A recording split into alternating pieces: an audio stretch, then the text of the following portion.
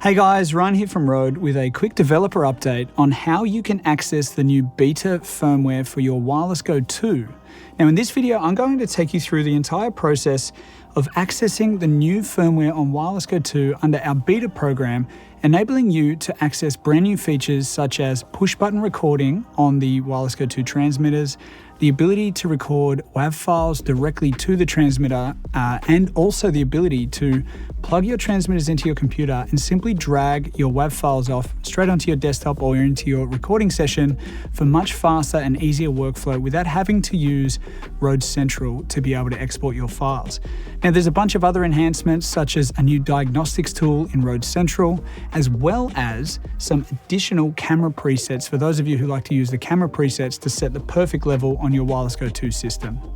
Now before accessing the beta program firmware, what you'll need to do is get all of the elements of your wireless system together, because it's very important whenever you do a firmware update to make sure that you update both of your transmitters and your receiver if you have the 2-channel system, or your actual single transmitter and receiver system if you have the Wireless Go 2 single.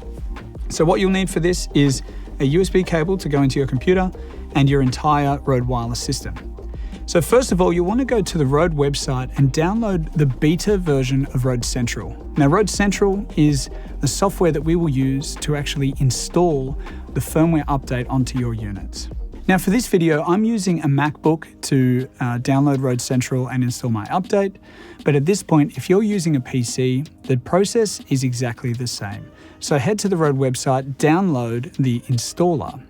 From here, you can go through the regular process of installing RØDE Central onto your PC and then boot up the software. From here on out, RØDE Central is exactly identical whether you're on a Mac or a PC. So now that I have RØDE Central downloaded, I'm going to open up the package file here and go through the standard process of installing the software. Once you've finished installing the software, open up RØDE Central and you'll see that RØDE Central will ask you to connect a RØDE device to get started. So I'm going to get my USB cable here and I'm going to connect up my Wireless Go 2 receiver. Now once you've got that installed, you can see here that I've got version 2.0.25 beta written in the bottom left corner of RØDE Central. Now that's really handy so that as we develop the beta program and we turn this beta release into a public release, your RØDE Central application will prompt you to download the latest update and it will automatically give you a download to bring you back up to the public release. But for now, you know that you're on beta because you can see the beta markings at the bottom of the screen. I'm going to click on the Wireless Go 2 here, and it's now telling me that I can go from version 2.2.4 up to 2.4.1, which is the beta firmware that we're rolling out today. So I'm going to just simply tap on update. Now this is where we have our first enhancement on the latest RØDE Central for updating your firmware. It's actually going to walk us through the entire process of updating the firmware. So I'm just going to check here that I have all of my devices ready because I have my receiver and both transmitters. Now you cannot install the firmware on just one or two of your elements if you have a 2-transmitter and 1 receiver system, because then you can have unexpected behavior. And many of the issues that we see people having in the field, if they do have some unusual behavior on their wireless system, it's often because they've only updated 1 or 2 elements out of their system rather than updating the whole system. So I'm going to check here that I have my wireless devices ready. And now you can see that the firmware update is automatically applying to the Wireless Go 2. We'll just give that a couple of moments to install. Now RØDE Central will automatically check that the firmware has been loaded correctly onto the unit, and then it will give you a little check mark and let you know that you should be connecting the next device. So I'm going to unplug this device now and plug in my first transmitter. So straight away, it'll first do a battery check and make sure that you have enough battery life available on the transmitter to be able to perform the firmware update. If you get a warning that your battery is less than 15%, just leave it plugged in for a little while, charge it to above 15% battery before you do the firmware update. We have that limitation in the system on purpose just to make sure that it is as safe as possible every time you do a firmware update. So now I'm going to go through and update both of my transmitters.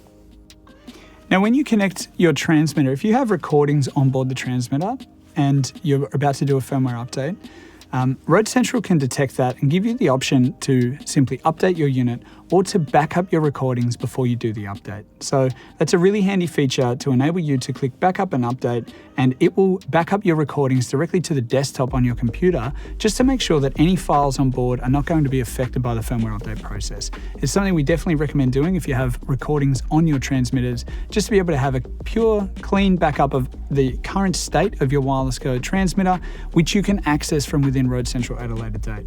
I'm going to say no on this particular update, and now I'm just going to update the firmware. It's going to give me a warning that it will be deleting the recording saved on the device. I'm happy with that because I've already got my device backed up, so I'm going to go ahead. So there we have it, guys. It's that simple. If you like, you can connect multiple devices at the same time if you have multiple USB cables available.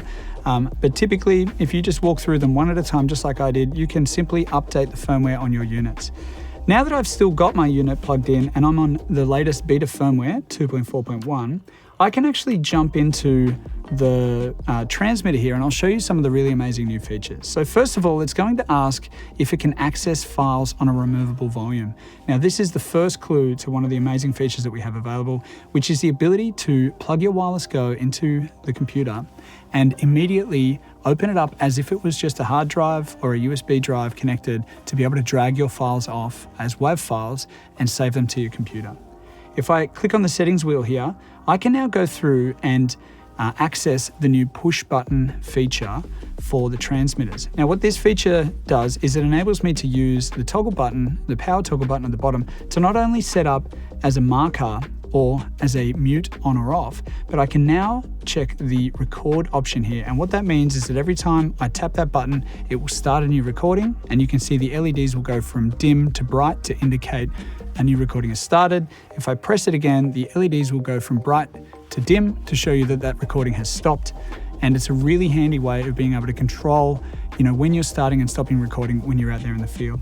Of course, there are a couple of other amazing features here. So first of all, we have the ability to toggle the power on your units directly from within the software. So if you want to be able to power on or off over USB, rather than using the power toggle, you can do that. Of course, you can always just press and hold the power button to turn them on or off. But you also have a nice little feature here for diagnostic testing. So if you've got a Wireless Go 2 and you want to just check that everything is functioning perfectly, you can run the Wireless Go 2 diagnostics and go through the entire process with every single one of your units. So there you have it, guys. It's that simple to download the RØDE Central Beta, which will give you the access to the beta software for the Wireless Go 2 system. Now, if you would like to be able to roll back to the production firmware of the Wireless Go 2 and exit the beta program, it's very simple. There is a link in the description below for exactly how to do that. But essentially, all you have to do is uninstall the beta software and reinstall the version of the current production firmware from the RØDE website and run a factory reset on your units. So if you'd like to find out how to roll out of the beta program, you can simply check out the video in the description. Now, one other thing to note is that if you are on the beta program, every beta release that we put together eventually becomes a production release that goes out onto our website. Now, for those of you on the beta program, RØDE Central will automatically check online for when there is a new version, and it will prompt you to download it from directly within RØDE Central. So if you're happily using the beta program, you can be automatically notified from within this beta version of RØDE Central that there is a new version available. It will download to your computer and automatically bring you back out of the beta program once this particular version goes to the production firmware. Now, of course, we would love to get some feedback from you, so please fill in if you have any feedback at all on the beta program when you're using RØDE Central or the Wireless Go 2s. Please fill out our feedback form. You can report, any kind of requests for new features or any behaviors that you can identify when you're using the units. And as always, happy recording.